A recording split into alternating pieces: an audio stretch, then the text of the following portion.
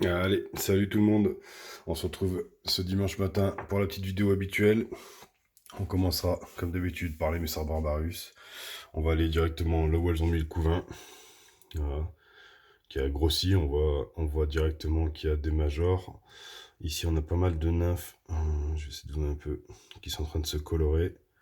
Vous voyez, ici, on va avoir encore des nymphes qui se colorent. Si je regarde par ici, est-ce qu'on voit quelque chose? Hop, là, là.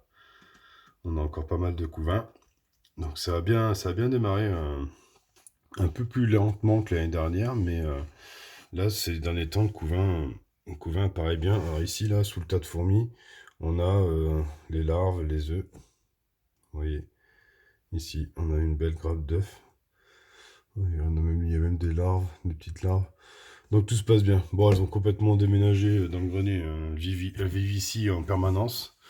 Euh, C'est l'endroit le plus sec, donc comme quoi elles font bien ce qu'elles veulent. J'ai beau sécher mon nid, j'ai toujours pas remis l'humidificateur là-bas, bah elles continuent à déménager. Bon là j'aurais allumé la lumière, donc ça les fait courir partout. Dans ce nid-là, bah ça dépend des moments. On a un coup du monde, un coup personne. Donc voilà, après, si je fais le calcul entre ce nid, celui-là qu'elles ont pris comme nid, qui était un grenier à la base, et là-bas au fond, ça commence à faire beaucoup, beaucoup de place, même si commencent à être nombreuses, elles sont pas non plus 12 000. Donc je pense que on a l'impression d'avoir des endroits vides, puisque bah, elles sont pas assez nombreuses pour la surface de nid que je leur propose. Donc ça va rester un moment comme ça. On va regarder dans le nid principal. Euh, on a encore un peu de couvain ici, là. On a toujours la reine dans celui-là de nid. Je l'ai entrevue hier. Là, on voit un petit major qui vient de pointer son nez. Donc voilà, tout va bien. Dans l'air de chasse ici. Petite activité. Elles grimpent beaucoup en ce moment. Je sais pas pourquoi. Elles font ça partout dans les aires de chasse. Elles sont en train de grimper en permanence. Bon, après, ici, avec le périph', elles ne arrivent pas à passer. Et dans l'autre aire de chasse, j'ai mis de l'huile de paraffine pour éviter qu'elles viennent se coincer ici. Parce qu'il y en a qui sont coincés là et qui sont mortes à cause de ça. On va regarder la population. Vous voyez ce que je vous dis quand je vous dis qu'elle cherche à grimper en ce moment, ça grimpe. Donc, alors, ce qui se passe, c'est que dans cette pièce-là, j'ai installé un ventilateur et que je le fais tourner par moment. Alors, est-ce que l'air qui arrive à rentrer par là leur donne l'impression d'être dehors? J'ai voulu tester la méthode Médoc qui a un ventilo dans son labo en permanence, voir si ça leur donnait plus un aspect naturel. Donc, ce que je fais, alors, il est pas là, le ventilo, il est par terre et je fais souffler dans l'étagère. Est-ce que ça fonctionne? Est-ce que c'est ça qui les fait grimper? Je sais pas. En tout cas, je vais continuer quelques temps, et puis après j'arrêterai pendant quelques temps, voir si ça change quelque chose. Voilà. Sinon, bah, tout se passe bien, hein. Vous savez, mes Barbarus, ça se passe pas trop mal. Alors hier, j'avais un média encore qui courait, sans gastre. Donc, mais là, je crois que je l'ai découvert vendredi. Il marchait. Hier, je l'ai entrecroisé et aujourd'hui, je le vois plus. Donc, du coup, il a dû finir par mourir, je pense, hein. Ouais, je le vois nulle part. Donc voilà. Bon, pour ce qui en est des Messors, tout se passe bien. On va descendre chez les Crontatus. Les Crontatus qui sont beaucoup plus actives maintenant. Donc elles sont toujours 15, hein. Il n'y a pas eu d'évolution. Donc vous voyez, on en a 4 derrière de chasse. On va aller jeter un coup d'œil dans le nid. Alors, elles sont allées se foutre au seul endroit où je peux pas. Alors, vous voyez, elles sont vachement remontées vers l'humidification. Donc, ça tombe bien. C'est le jour où j'humidifie le dimanche. Donc, du coup, on va. Tiens, est-ce que si je fais ça. Est-ce que si je fais ça à une main, j'en fous de partout, tiens. Allez, je suis en train d'ouvrir la boîte. Alors, attendez, on va se caler parce que du coup, ça tremble. Alors, parce que j'ai fait une connerie, l'humidification. J'ai mis la moitié de la vide qui dépasse sur le réservoir. Donc, alors, j'arrête pas dans la caméra. J'espère que vous êtes. Ah, j'y vais doucement, ma bouteille est quasiment vide en plus. Ouah, je suis presque bon. Hop, voilà. Ouah, j'ai été au top là. Franchement, de la main gauche en plus, c'est pas forcément ma main de prédilection. Donc du coup, le dimanche, on humidifie toujours. Chez les Crantatus, j'humidifie qu'une fois par semaine, le dimanche. Là, j'ai vu qu'elles étaient vachement remontées. D'habitude, elles sont plus au milieu du nid.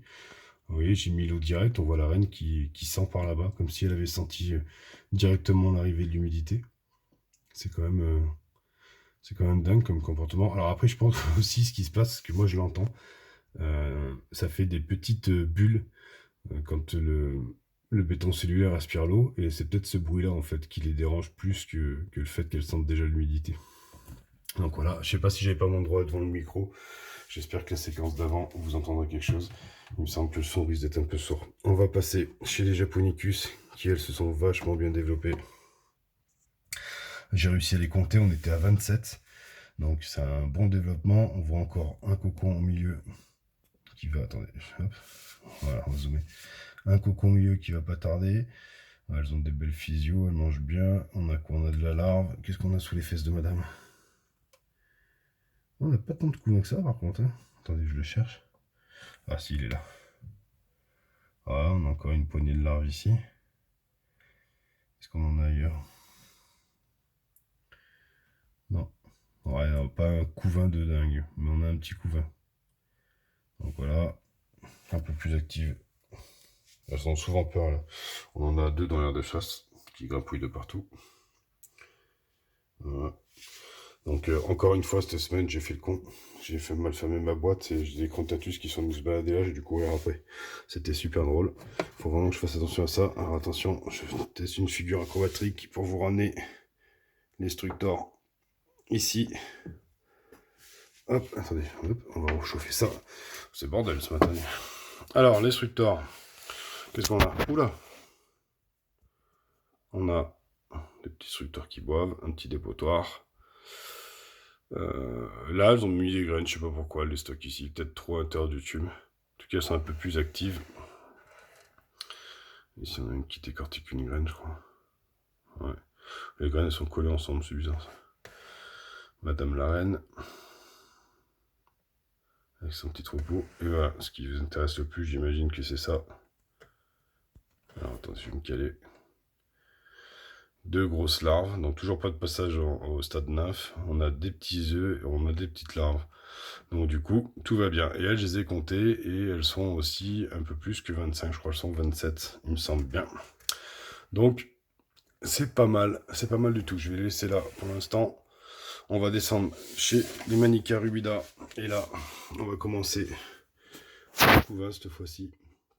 Donc là, on a un tube qui est plein de couvains. Donc voilà, elle mange beaucoup d'insectes en ce moment. Ma reine a encore pondu. Si on regarde là, on voit encore des grappes d'œufs. Voilà, de partout. Donc très bon développement. Ici, c'est toutes les nymphes qui sont en train de grossir. Voilà, avec des nouvelles arrivantes dans pas longtemps. Donc tout se passe bien. Elle mange beaucoup d'insectes en ce moment. C'est minimum 1 par jour. Et des jours où je chope 3 mouches dans la maison, je les fous dedans. Donc elles ont une très grosse quantité d'insectes. Et à chaque fois, même principe, elles me les emmènent directement sur les nymphes, sur les larves. Donc elles prennent même pas le temps d'y goûter dehors. Sinon, on va aller voir leur nouvelle aire de chasse. Voilà, que j'ai préparé. Alors, nouvelle aire de chasse qu'on peut ouvrir. Voilà, normalement, elles sortent pas. Parce qu'elles sont bien dressées. Hein, les filles, je vous ai dit pas sortir. Non, c'est juste que j'ai mis de l'anti-évasion. Sinon, elles seraient déjà toutes dehors. Petite aire de chasse que j'ai fait moi, avec un semblant de cailloux, un peu de verdure Playmobil. J'ai essayé de reproduire les cailloux comme elles l'ont là où je les ai ramassés. Bon, elles ont plus de cailloux que ça, et puis elles ont de la terre surtout que j'ai pas mise. Normalement, elle était toute blanche et toute propre, cette aire de chasse, sauf que mesdemoiselles, dès le lendemain, sont venues me choper la terre qui était ici et sont venues me la foutre dedans. Donc là, j'ai commencé à nettoyer, mais c'est sympa les petits cailloux, mais là, ça laisse plein de petits creux où elles peuvent mettre plein de cochonneries.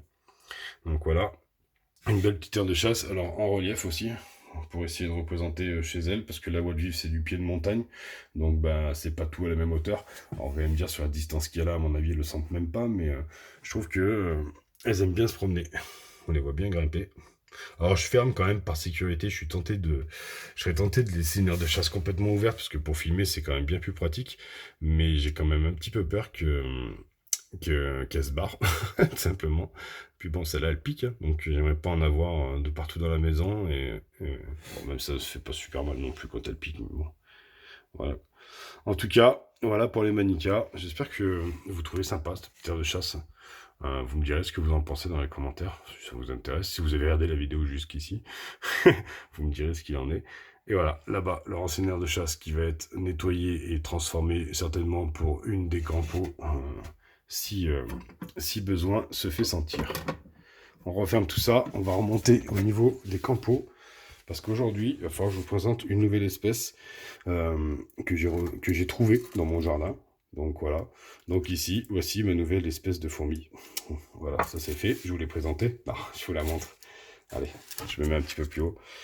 Attendez, vous allez voir mes doigts, c'est parce que je suis obligé d'enlever le plastique. Oh bah génial, elle a pondu en plus. Oh putain, je suis content. Alors, je l'ai capturé jeudi. En fait, j'ai eu beaucoup de chance. Attendez, je vais reculer qu'on puisse l'observer tranquillement. J'ai eu beaucoup de chance.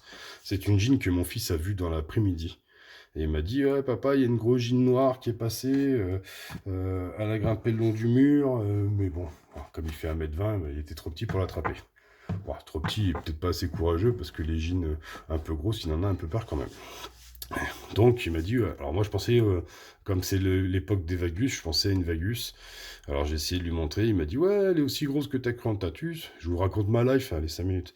Elle est aussi grosse que ta Crantatus, tatati tatata. Donc pour moi, persuadé que c'était une vagus, et je cherche de partout, et je la trouve pas. Et au bout d'un moment, il me dit, ah, regarde, elle est là. Je dis, ah, mais elle est pas si grosse que ça. Il me fait, bah si. Et il m'emmène voir mon élevage, et là il me montre la Manicarbida en me disant, bah si, regarde, il est aussi gros que ta Crantatus.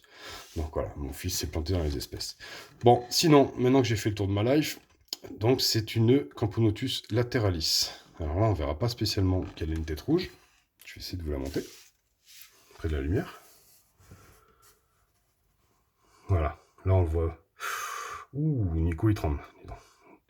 Nico il tremble. Voilà. Camponotus lateralis. Donc j'ai capturé, donc jeudi fin d'après-midi, parce qu'à la sortie, je finis mon histoire, elle s'était juste cachée dans une gaine technique à l'extérieur, en plein soleil, et du coup, elle est sortie à un moment, j'ai vu son nez, donc je l'ai récupérée, ce qui m'arrange mieux, parce que sinon elle aurait commencé à fonder dans le mur de la maison. Donc voilà, assez calme, et surtout, voilà, un petit œuf. Alors attendez, on va se reposer maintenant qu'on a vu sa couleur. Un petit œuf, ce qui veut dire que il est où? Ah là, avec le reflet on voit plus. Là, voilà. Je trouve d'ailleurs qu'il est même énorme par rapport à la taille de la gine. Donc un petit œuf, donc elle a fondé. Elle a fondé, attention. Peut-être je m'enflamme un peu trop. Pour l'instant, elle a pondu un œuf. Donc, eh ben, ça fera une espèce de plus que je vais garder à la maison et qu'on pourra tranquillement observer son évolution. Ça commencera à partir de la semaine prochaine, on la verra comme les autres dans toutes mes vidéos. Je vais la remettre rapidement dans son papier d'alu et je vais la remettre au chaud. Parce que oui, effectivement, elles ont besoin d'un petit peu de chaleur. Espèce qui vit dans un milieu sec, donc pour l'instant elle a un tube où le coton là est énormément tassé. Voilà, je pense que je lui ferai un petit module de fondation dès qu'elle en aura besoin. Faudra qu'elle va rester en tube. J'aurais aimé lui faire un endroit sec, mais si je lui fais un endroit complètement sec, il faudra que je lui mette un abreuvoir. Et pour l'instant, elle est toute seule. Donc on verra ça quand elle aura des ouvrières, parce que je crois que de l'œuf à l'ouvrière, il me semble d'avoir vu 50 jours. Donc on n'est pas près de les voir. Il va se passer un long moment où on verra que peut-être des œufs. Allez, sur ce, on a fait le tour de mon élevage pour cette semaine. Je vous remercie de me suivre, ce qui me fait toujours plaisir. Voilà, petite info, je ne sais pas si vous l'avez vu, je ne sais pas si vous aurez regardé la vidéo jusque-là, parce qu'elle fait déjà 14 minutes. Il y a Médoc qui fait un live sur sa chaîne cet après-midi à 16h. Donc moi j'y serai. Si vous y passez et que vous avez entendu mon message, marquez-lui Team Saucisson dans les commentaires. Vous verrez, ça va lui faire plaisir. Ah mon Médoc, allez, sur ce, je vous dis à bientôt et à dimanche prochain. Ciao, ciao.